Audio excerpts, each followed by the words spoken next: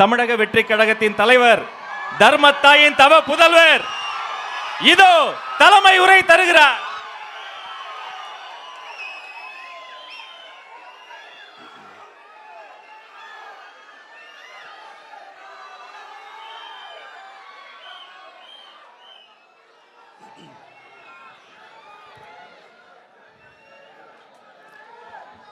நம்ம கட்சியினுடைய 2வது ஆண்டு விழா, அதாவது 3rd இயரோட தொடக்க விழா.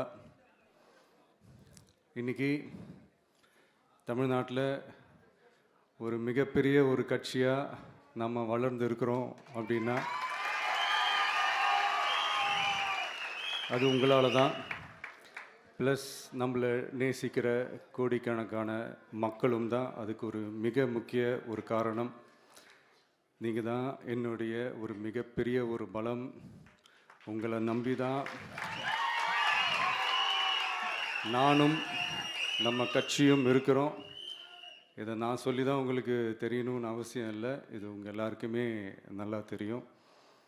அதனால் இன்றைக்கி உங்கள் எல்லாருக்கும், நம்ம கட்சியில் இருக்கிற தோழர்களுக்கும் தொண்டர்களுக்கும், இந்த கட்சியினுடைய ஒரு தலைமை தொண்டனான என்னுடைய வாழ்த்துக்களும் நன்றிகளும்.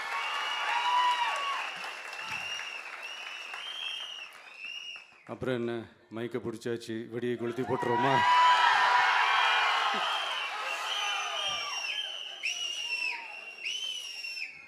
(1977) ஜூன் மாதம்னு நினைக்கிறேன். ஜூன் மாதத்தில் புரட்சி தலைவர் எம்ஜிஆர் அவர்கள் ரேடியோவில் ஒரு பேட்டி ஒன்று கொடுத்தாங்க. அதில் பேசும்போது சொன்னாங்க, பேரறிஞர் அண்ணா அவர்கள் இருந்த இடத்தில் இப்படிப்பட்டவர்களும் அமர்கின்ற ஒரு நிலைமை ஏற்பட்டுச்சேன்னு எண்ணி எண்ணி கண்ணீர் வடித்தேன். அன்னைக்கு அந்த கண்ணீரை துடைக்க ஆரம்பித்த இயக்கம் தான் அண்ணா திராவிட முன்னேற்ற கழகம்னு சொன்னார்.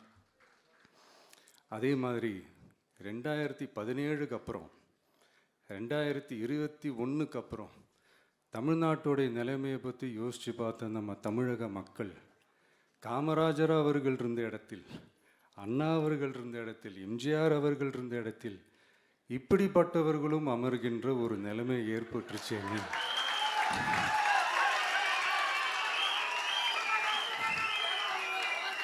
தமிழக மக்கள் கண்ணீர் வடித்தாங்க.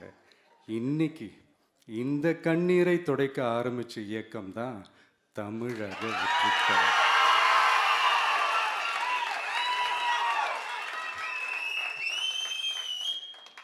இப்படியெல்லாம் நம்ம பேசுறதுனால கண்டிப்பாக சில பேர் கொந்தளிப்பாங்க. அது பற்றிலாம் நம்ம கவலைப்படக்கூடாது. ஏன்னா கொந்தளிக்கிறது தான் அவங்களுக்கு வேலையே. புரிதுங்களா அவங்களுக்கு? ஏன்னா எம்ஜிஆர் அவர்கள் கட்சி ஆரம்பித்தப்போ, ஏன் அவர் ஜெயிச்சதுக்கப்புறம் கூட சட்டசபையில் கூட ஏதோ ஒரு நடிகர் கட்சி வந்திருக்குதான், ஏதோ ஒரு புதிய கட்சி வந்திருக்குது, புரட்சி தலைவர்னு ஒருத்தர் வந்து, இப்படியெல்லாம் கேலியும் கிண்டலுமா. அதனால் யார் அரசியலுக்கு வந்தாலும் இப்படி கொந்தளிக்கிறது தான் அவங்களுடைய வேலையே. அப்படி தான் நாம் அரசியலுக்கு வந்ததுக்கப்புறம் கூட இந்த விஜய்க்கு என்ன அனுபவம் இருக்குது, எம்ஜிஆர் அவர்களுக்கு எவ்வளோ அனுபவம் இருக்குது தெரியுமா? 52லேருந்து 72 வரைக்கும் அந்த 20 இயர்ஸ் திமுகவில் இருந்த ஒரு அரசியல் அனுபவம் எவ்வளோ இருக்குது தெரியுமா? விஜய்க்கு என்ன பெரிய அனுபவம் இருக்குதுன்னு கேட்டால் அதே வாய் தான். அன்னைக்கு எம்ஜிஆர் அவர்களை பார்த்து, அன்னைக்கு எம்ஜிஆர் அவர்களை பார்த்து அரசியல் அரிச்சுவடி தெரியாதவர், கவர்ச்சியை மட்டுமே நம்பி இருக்கிறவர், அட்டக்கத்தி, வாய் விளம்பர வள்ளல், இவருக்கு கேள்வி மட்டும்தான் கேட்க தெரியும், பதில் சொல்ல தெரியாது, நிருபர்களை சந்திக்க மாட்டார், டெல்லியை வகச்சிக்க மாட்டார், மேலே இருந்து அவருக்கு அவ்வளோ ப்ரெஷர் இருக்குது, அப்படி இப்படின்னு சொன்னதும் அதே வாய் தான். அதனால் எம்ஜிஆர் அவர்களை மட்டும் இல்லை, அவருடைய தொண்டர்களை கூட விட்டு வைக்கலை. அது என்னது, இந்த பளபளப்பு ஜொலி ஜொலிப்பை பார்த்தா பல்லிழிப்பவங்க, இப்படியெல்லாம் கிண்டலும் கேலியுமா. இது எல்லாம் மக்கள் ஒரு மாதிரி சைலண்ட்டாக வாட்ச் பண்ணிக்கிட்டு என்ன பண்ணாங்கன்றது உங்களுக்கே நல்லா தெரியும். அவர் ஜெயிச்சதுக்கப்புறம் இந்த அரசியலில் பழந்துன்னு கொட்டை போட்ட அனுபவிச்சாலையும் இருப்பாங்கன்னு சொல்லுவாங்கல்ல, அவங்க எல்லாருக்குமே அந்த கோட்டைன்றது ஒரு பகல் கனவாகவே மாறிடுச்சுன்னா பார்த்தீங்க. 77 மாதிரியே இப்போவும் அந்த பழைய தேஞ்சி போன துருபிடிச்சி போன நஞ்சு போன அதே அந்த பழைய வெப்பனையும் இப்போவும் கையில் எடுக்கிறாங்க. அதனால் மை டியர் ஜென்டில்மேன், டெக்னாலஜிலாம் வளர்ந்து வேற எங்கேயோ போயிட்டுருக்கு. அட்லீஸ்ட் உங்கள் டெக்னிக்கையாவது கொஞ்சம் மாற்றுங்க பாஸ்.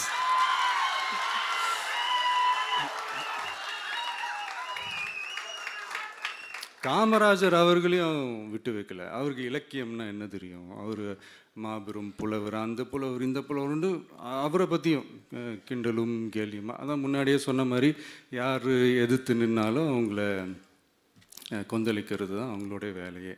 ஸோ இப்படி அவங்க பண்ணுற தப்பெல்லாம் நம்ம எடுத்து சொன்னால், அவங்க பண்ணுற அட்ராசிட்டியை பற்றி நம்ம எடுத்து சொன்னால், அவங்க பண்ணுற அந்த ஊழலை பற்றி தான் நம்ம எடுத்து சொன்னோம். முக்கியமாக நாம் அதை எடுத்து சொன்னால் 50 வருஷத்துக்கு முன்னாடி இருக்கிற அதே தகர டப்பாவை எடுத்து உருட்ட ஆரம்பிச்சிருவாங்க.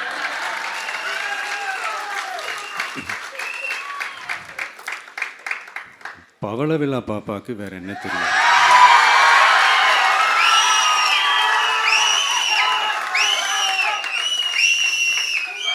பழைய டப்பாவை உருட்டதானே தெரியும். அதுக்காக நாம் அவங்க பண்ணுற தப்பெல்லாம் சொல்லாமல் வெளியே சொல்லாமல் இருக்க முடியுமா? சொல்லுவோம், சொல்லிக்கிட்டே இருப்போம். நம்மளை தவிர யார் அவங்கள ஏற்று நின்று கேள்வி கேட்கறது? யாருக்கு அந்த தில் இருக்குது?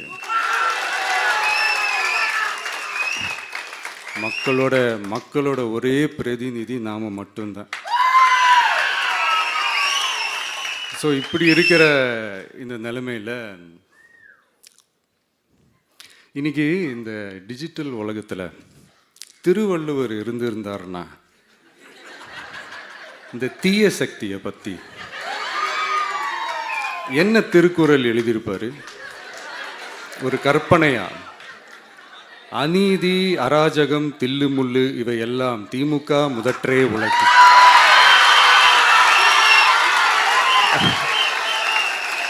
ஒரு கற்பனையா?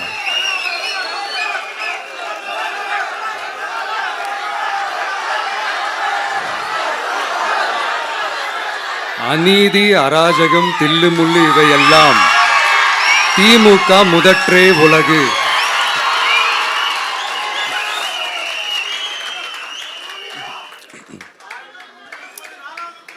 அடுத்து இந்த என்னப்பா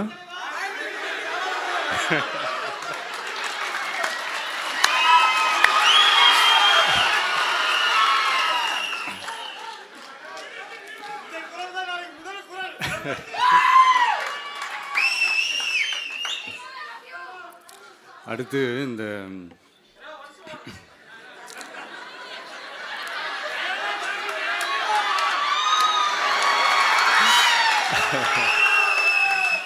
சொல்லிட்டேன், 2 வாட்டி சொல்லிட்டேன். அநீதி அராஜகம் தில்லுமுள்ளு இவையெல்லாம் திமுக முதற்றே உலகு.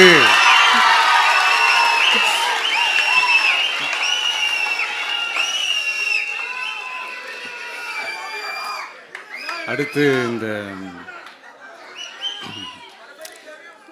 இந்த மும்முனை போட்டி 4 முனை போட்டி அப்படிலாம் சொல்கிறாங்களே, சரி அவங்கள பொறுத்த வரைக்கும் அப்படியே இருக்கட்டும். அதில் மாபெரும் மக்கள் சக்தியாக நம்ம அணி ஒரு பக்கம், அடுத்து திமுக தலைமையில் மற்ற கூட்டணி கட்சிகள் ஒரு பக்கம், அடுத்து பாஜக தலைமையில் மற்றும் பலர்.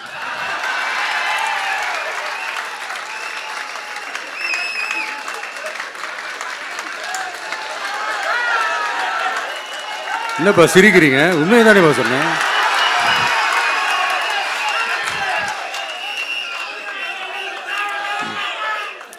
ஸோ இப்படி எத்தனை சக்திகள் எத்தனை பேர் வந்தாலும் திமுகவை வீழ்த்துறதுக்கு மாபெரும் மக்கள் சக்தியான நம்மளால் மட்டும்தான் முடியும்.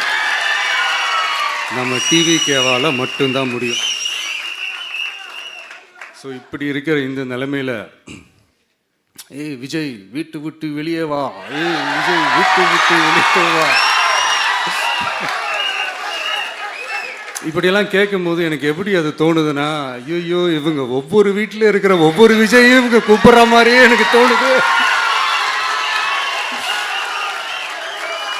அப்படிதான் எனக்கு தோணுது. அதனால பொறுங்க பாஸ், வருவாங்க, முறையா வருவாங்க.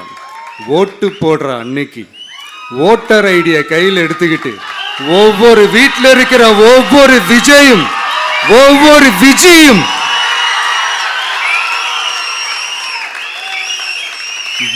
பூத்தா காலையிலே வந்து நிப்பாங்க பாருங்க. அன்னைக்கு தெரியும் பாருங்க, ஏண்டா இந்த விஜய கூப்பிட்டோம்னு.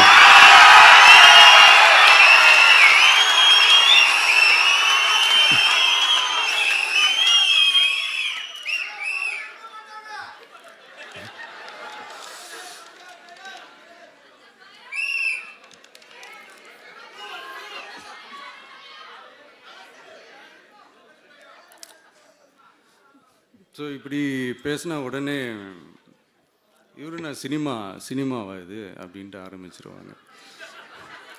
நான் சினிமா விட்டாலும் நீங்க சினிமா விட மாட்டேங்கிறீங்களேப்பா.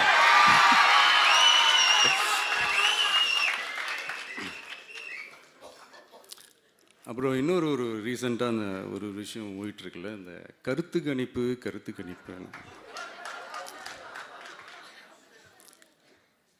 அதில் நிறைய பேர் உண்மையான கருத்து கணிப்புலாம் சொல்கிறாங்க. அதையும் நான் தப்பு சொல்லலை. சில பேர் கடுப்பில் விட்ட கணிப்பாகவும் இருக்குது, அதையும் நான் தப்பு சொல்லலை.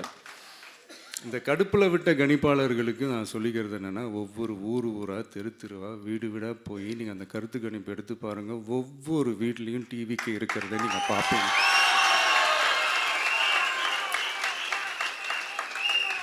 அப்படி சப்போஸ் உங்களுக்கு அது ஷாக்கிங்காக இருந்துச்சுன்னா ரப்பர் வச்சு எல்லாத்தையும் அழிச்சிட்டு மறுபடியும் முதல்லேருந்து எடுத்து பாருங்கள், அதே ரிசல்ட் தான் வரும்.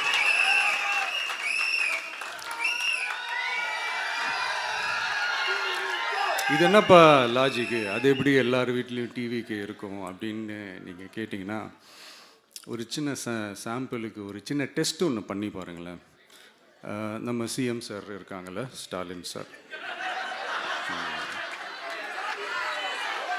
ஒரு 2 years பேக் இருக்கும்னு நினைக்கிறேன். ஒரு மேடையில் பேசும்போது சொன்னாங்க, இந்த மாதிரி என்னோட கட்சிக்கு அவங்களுடைய கட்சிக்காரங்க சில பேர் பண்ணுற அட்ராசிட்டி, ஒரு சில மந்திரிகள் பண்ணுற சில அட்ராசிட்டிஸ்லாம் பார்த்து ராத்திரியில் எனக்கு தூக்கமே வரமாட்டேங்குது அப்படின்னு ஒரு 2 years பேக் இருக்கும்னு நினைக்கிறேன். அந்த வீடியோ கூட இருக்குது. அப்படி இருக்கிற அவரு என்னைக்காவது ஒரு நாள் அசந்து தூங்குவார்ல, அப்ப அவர்கிட்ட போய், சார்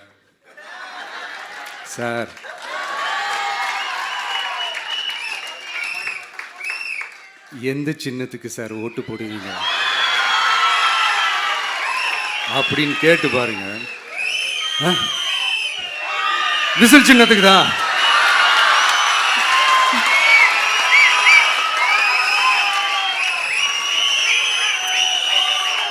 தூக்கத்தில் இப்படி டப்புன்னு எழுப்பி கேட்டால் டப்புன்னு உண்மையை போட்டு உடைச்சிருவாங்க. அதுக்கு சொன்ன அப்படி இருக்கிற இந்த நிலைமையில் டிவிக்கே வந்து சிட்டியில் தான் இருக்குது, டவுனில் தான் இருக்குது, வில்லேஜ் சைட்லலாம் இல்லை அப்படின்னு சொல்கிறவங்களுக்கு இந்த மாதிரி சில டெஸ்டெல்லாம் பண்ணி பாருங்கள், தெரியும்.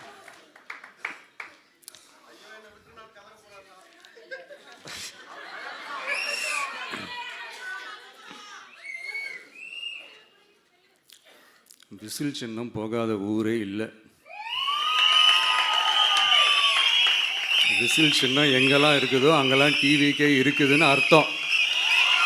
என்னுடைய அம்மா, அக்கா, தங்கைகள், அண்ணன், தம்பிகள் டிவிக்கேக்கு ஓட்டு போடுறத யாராலையும் தடுக்க முடியாது.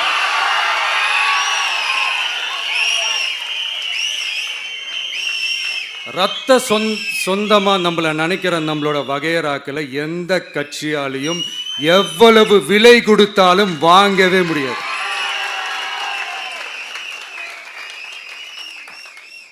நான் ஓவர் கான்ஃபிடென்ஸில் பேசுகிறேன் அப்படின்லாம் நினைக்காதீங்க. இதுதான் கள நிலவரம், கள யதார்த்தமும் இதுதான். தீய சக்தியை வீழ்த்துறதுக்கு தூய சக்தியான நம்மளால் மட்டும்தான் முடியும். இந்த 2026 சட்டமன்ற தேர்தலில் டிவிக்கே தான் மக்களோட ஒரே ஆப்ஷன். Otherwise no diversion.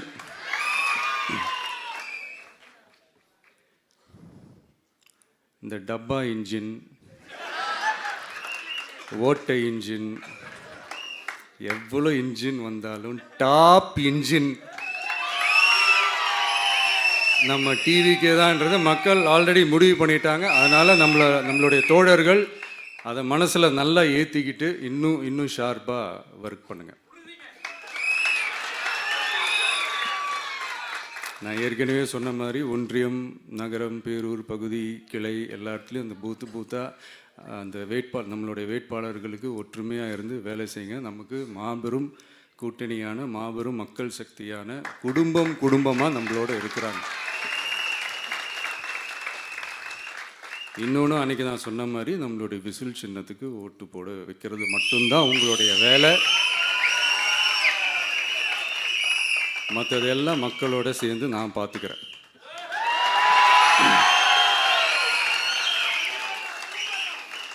தமிழ்நாட்டோட அரசியலில் தி விசில் ப்ளோயர் இஸ் டிவிகே.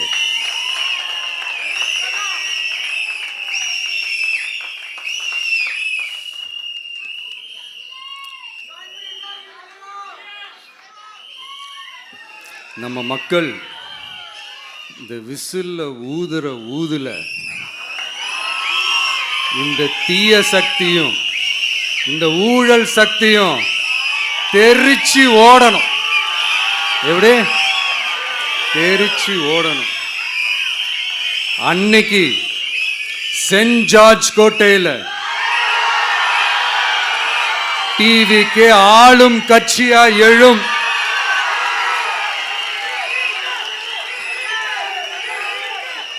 உங்களோட நான் இருக்கேன், நம்மளோட நம்ம மக்கள் இருக்கிறாங்க.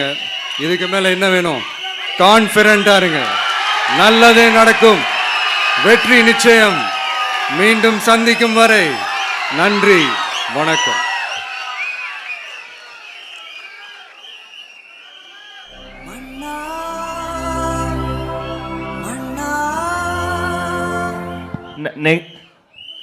நன்றி உரை வழங்க